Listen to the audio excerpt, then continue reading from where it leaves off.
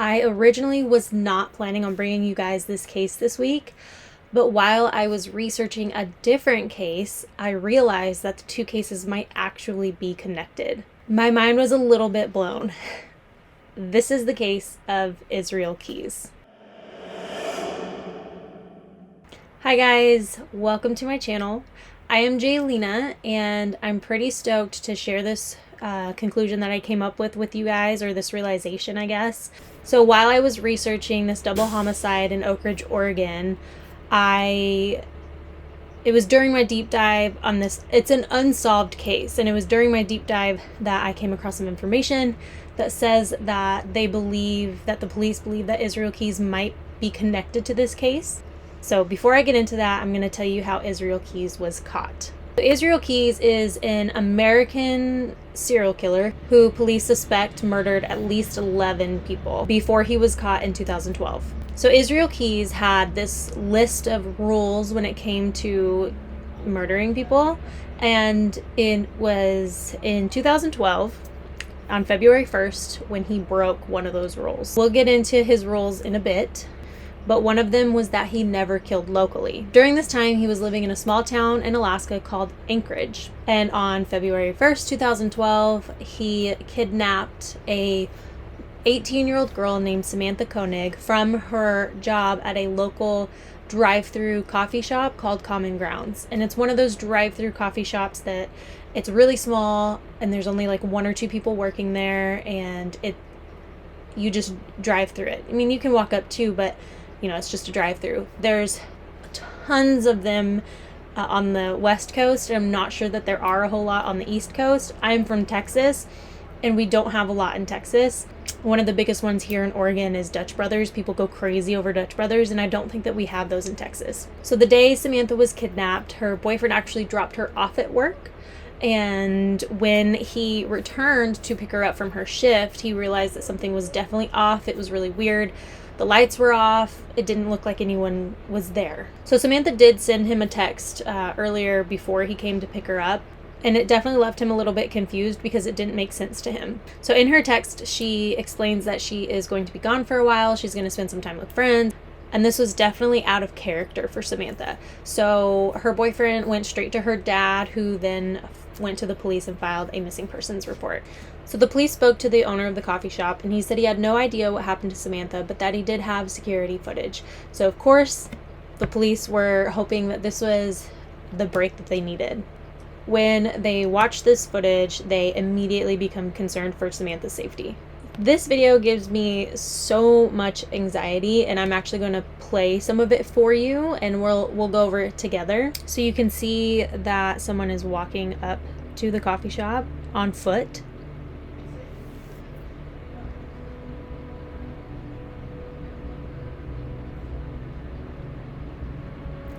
And she goes to the window and she takes his order. Nothing out of the ordinary here.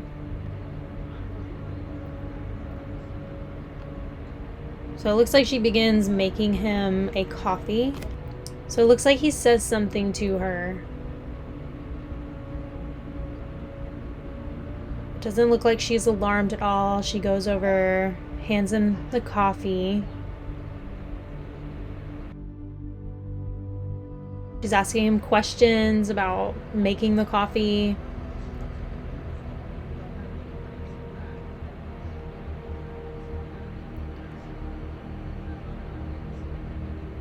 I'm like getting anxious because I know what's gonna happen. And so she hands him the coffee. It looks like she takes the money, and he says something, and she turns around to look at something, and then here she immediately backs up, throws her hands up as if she's threatened.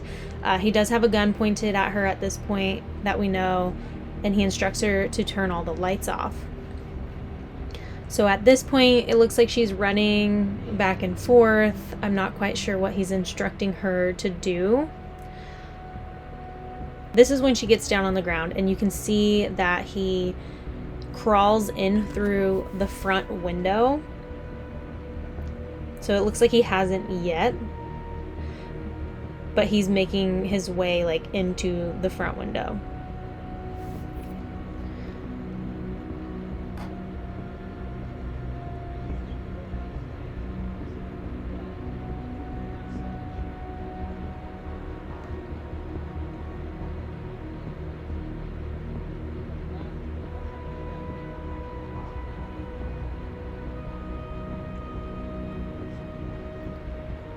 she continues to crouch down on the ground for a while.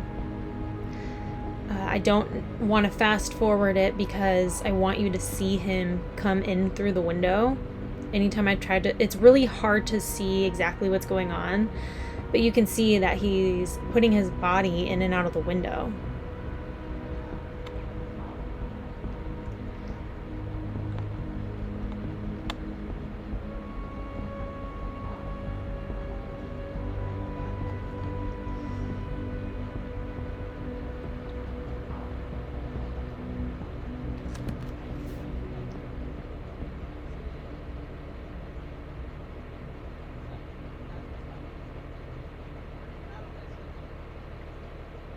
Okay, so here he is fully crawling into the window, and he gets inside.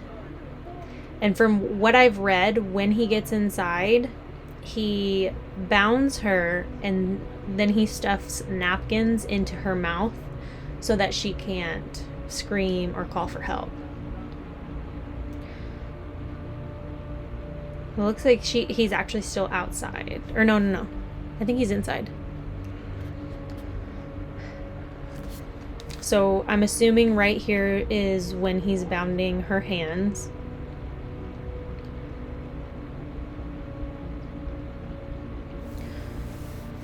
So once he has her bound, I'm not sure what he's doing here.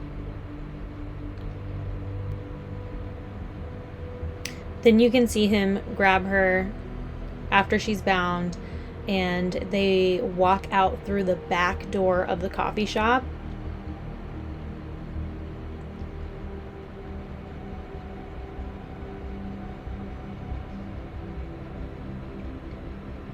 And then you can also see on camera, once they are outside of the coffee shop, that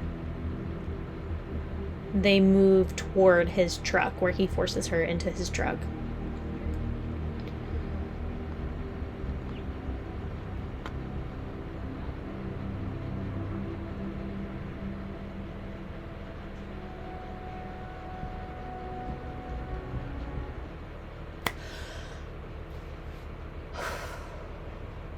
Can we take a minute? That video just makes me anxious to even think about that situation. So when he forced her into his truck, he told her that he was not going to hurt her, that he just wanted money and he wanted ransom from her family. And she did try really hard to convince him that her family did not have any money. And he basically told her, they'll figure it out. They'll find a way.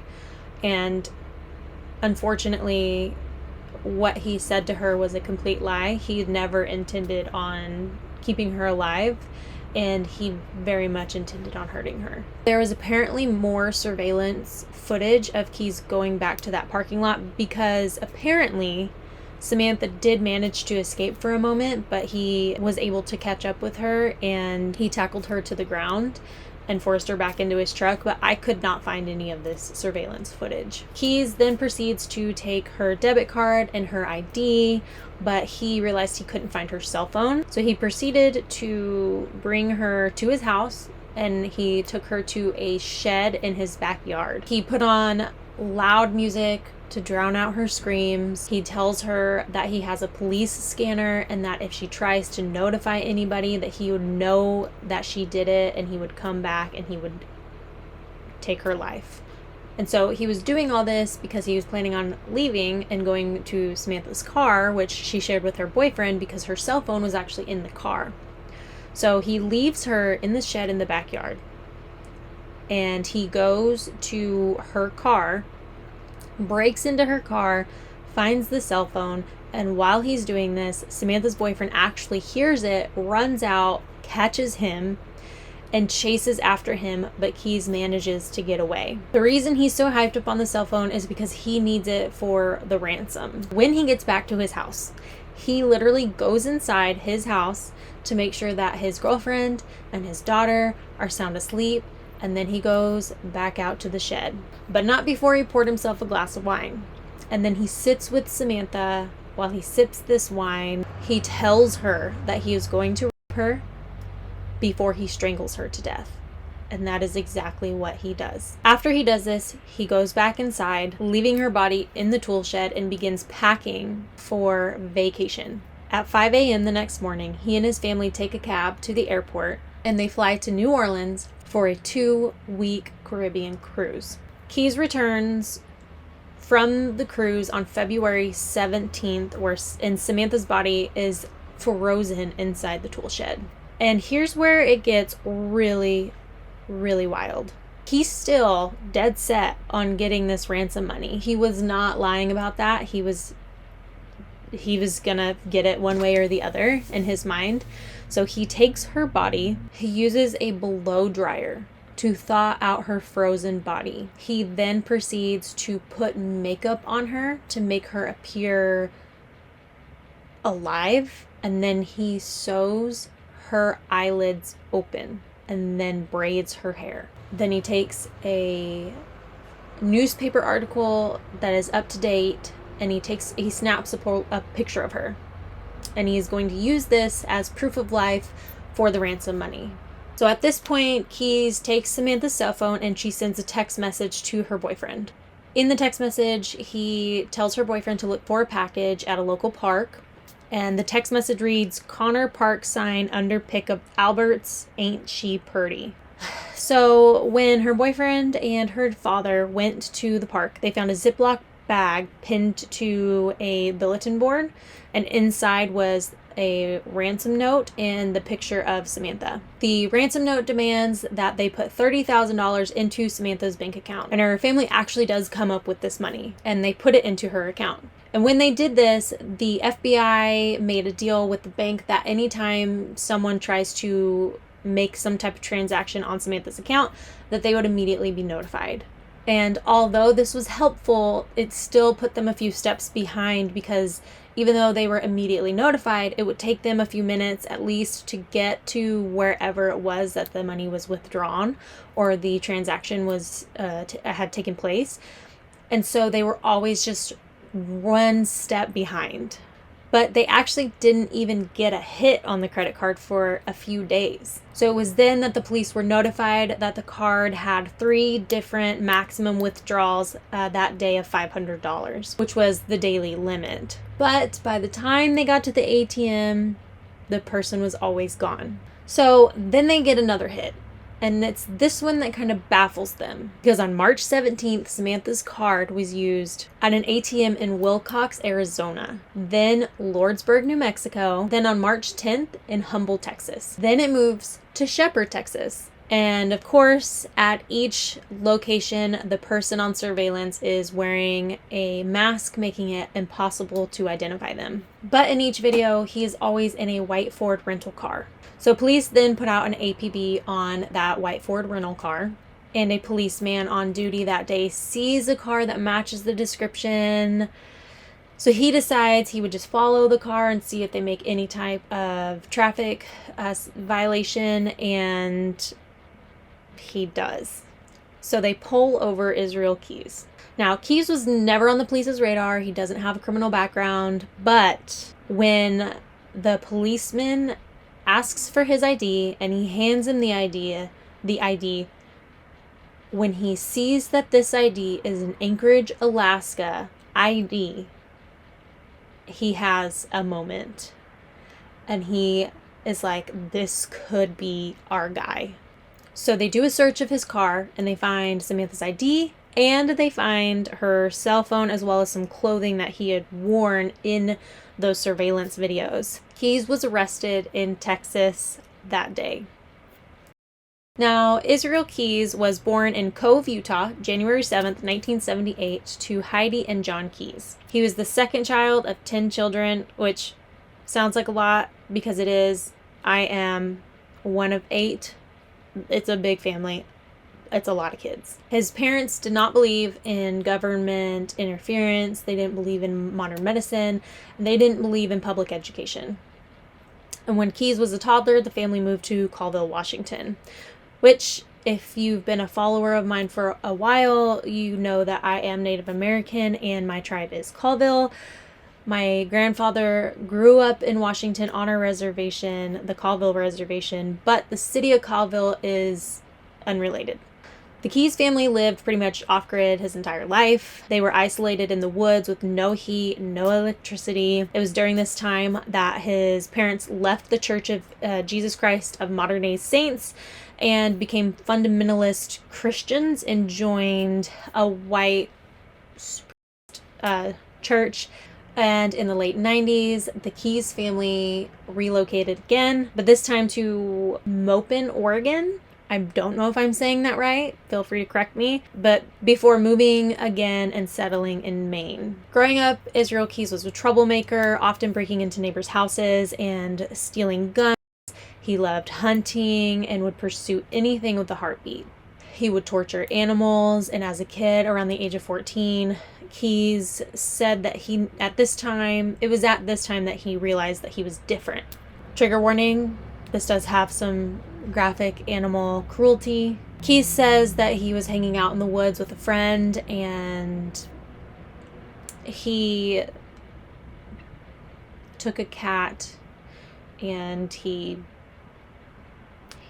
shot this cat, and while the cat was suffering, he laughed and found it funny, and he looked over and the other kid that he was with was throwing up, and he said it was at this time that he realized that he was different.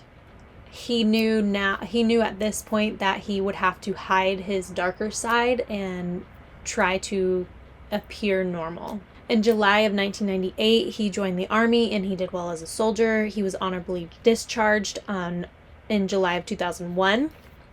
He did receive a DUI while in the Army, but other than that, he had no other trouble with the law. During this time, he lived with his daughter and his girlfriend on the Maka Reservation. Not sure if I'm pronouncing that correctly. Now, the interesting thing about Israel Keyes is that he wasn't your typical serial killer. He didn't have an MO. His victims were always somewhat random. He said he did have a set of rules, though. So after becoming a father, he decided that he would never hurt children. He wouldn't hurt mothers, he wouldn't hurt dogs, but he does admit that his first planned attack was in Oregon when he was younger, where he kidnapped a young girl and he raped her. He planned to murder her, but she convinced him to let her go, and when he did, this festered inside of him, and he regretted it from the moment it happened, and eventually he made a promise to himself that he would never let that happen again. Keyes would travel all over the United States. He would make these kill kits, is what he would call them, or what the police called them, where he would fill like a 5-gallon bucket with whatever he thought that he would needed to murder someone. So he'd have gloves, tape, money, all kinds of things in this kill kit. He would hide them. He would go to spots and he would pick out a spot and he would literally bury these kits and come back to them sometimes up to 2 years later. Keyes was definitely an opportunist, and often he would wait at places like parks and national parks and cemeteries and forests and campgrounds. And this is where he would often randomly pick his victims. And it was more of, wrong place, wrong time, unfortunately. He would often travel to some place, rent a car, drive sometimes thousands of miles away to find his victims. He would also travel internationally. He always paid cash, and he always made sure that he took the battery out of his cell phone so that it couldn't be tracked. While he didn't target certain victims, he was a meticulous planner. In a 2019 book written about Keyes, American Predator, by Maureen Callahan, she notes that he had been fitted for a gastric band and had visited a plastic surgery clinic in Mexico. And she speculates that Keyes might have been trying to become a serial killer, and a lap band could mean that he wouldn't get hungry as often, that he may have altered his fingernails and even removed body hair to lessen his chances of leaving any evidence behind, which is pretty wild. After Keyes was arrested, he was eventually brought back to Alaska. With all of the evidence against him, Keyes does admit to killing Samantha, but he wasn't very forthcoming with information. He made the police promise him things in exchange for information. He was really worried about what would happen to his daughter if this got out to the media, and so he would ask the police not to notify the media in order for him to give them details. During the search of Keyes' home, his girlfriend's car was taken away for evidence, and so there was one time where he, in exchange for information, had the police give his girlfriend back her car because he felt guilty for it being taken away. So it's really weird that he had like this really weird moral compass because he was a serial killer, but he still had some type of empathy toward his daughter and his girlfriend. Keyes told the police that he had murdered dozens of people. In confessing to Samantha's murder, Keyes told the police that he dismembered Samantha's body, went ice fishing, and dropped her body piece by piece into the water while he was fishing, and even used some of her body as bait for the fish. When police asked Keyes if he had caught anything, his reply was, "Of course I did." When police asked him what he did with the fish that he caught, Keyes responded by saying, "I took them home and fed them to my family." It took the FBI's dive team 10 hours to locate Samantha's body. Police knew about Samantha, but what about Keyes' other victims? To prove that he was telling the truth, he would go on to tell police about a couple that he abducted and killed in Essex, Vermont in June of 2011. He said that he selected this couple, Bill and Lorraine, randomly. He broke into their home, restrained them, and drove them to an abandoned farmhouse in their car. It was here where he leaves Lorraine tied up in the car, and he takes Bill downstairs to the basement of the farmhouse. He returns to the car to find Lorraine trying to run from the car. He runs after her, tackles her, drags her back into the house. He could hear Bill yelling for his wife, so Keyes hits Bill and he shoots him. He then brought Lorraine back upstairs where he rapes her and then strangles her to death. He puts their bodies in trash bags and he left them in the farmhouse. When police went back to try and locate their bodies, the farmhouse was completely demolished. What's even crazier is that the construction crew that came in to demolish this farmhouse did state that there was like a very strong smell of decay, and no one thought anything of it, and they just went ahead and demolished it. They didn't report it, but they did state that, but they didn't do anything about it. Police have gone through massive amounts of landfills and they came up with nothing, unfortunately. Keyes claims that he has more victims, but they're all missing person cases, and their bodies were never found. Keyes tells the police about how he hoped to retire one day and become a storm chaser and take advantage of families in crisis because of natural disasters. I didn't mention before, but he did have a very lucrative construction company, and he wanted to retire and use his construction company experience to follow these natural disasters and take advantage of those people. He talks about wanting to build a kill castle. He is just a truly horrific monster. So unfortunately, police were not able to get any more information out of Keyes because he does wind up committing suicide in his Alaskan jail cell. Now, the case that I was originally planning on sharing with you guys takes us to a small mountain town called Oak Ridge in Oregon. Oak Ridge is a huge mountain biking town. It's the mountain biking capital of the Pacific Northwest. And it's a small town where everyone knows everyone. And on July 5th of 2005, local school teacher Jeanette Bowman, who is 56, and her boyfriend, who was a counselor and track coach at the high school, was Stephen Hogan, who was 54. The couple was camping in the Willamette National Forest just south of Oak Ridge when they were both shot to death alongside their dog Caesar at their campsite. Shell casings from both high and low-powered weapons were found at the scene, suggesting that the couple was shot from a distance and then again at closer range within 5 to 7 feet. Investigators closed down the campground. They interviewed everyone that was camping there, but no one heard the shots. Police spent 10 days in the forest, but unfortunately came up with nothing, and the case went cold. The killer took Hagen's 1994 GMC license plate, some fishing gear, and a Smith & Wesson 41 Magnum revolver. Because the killer took trophies, the police don't believe that this was a robbery. In fact, they believe that the killer might be what they refer to as a super hunter. And a super hunter is someone who moves onto a national forest and claims it as their own. They're extremely territorial, and they can and will kill, taking items from the victims as trophies. It does stand out to me that Keyes likes to hunt his victims in parks just like this, but Keyes' crimes were always sexually motivated, and Steve and Jeanette were not sexually assaulted. That being said, a timeline was released by the FBI that shows in April of 2005, Keyes was in Washington State and British Columbia. In July of that year, the couple was murdered. It fits the timeline, said Detective Cliff Harold of the Lane County Sheriff's Office. So, could Israel Keyes be behind the double homicide in Oak Ridge, Oregon? Could Israel Keyes be a super hunter?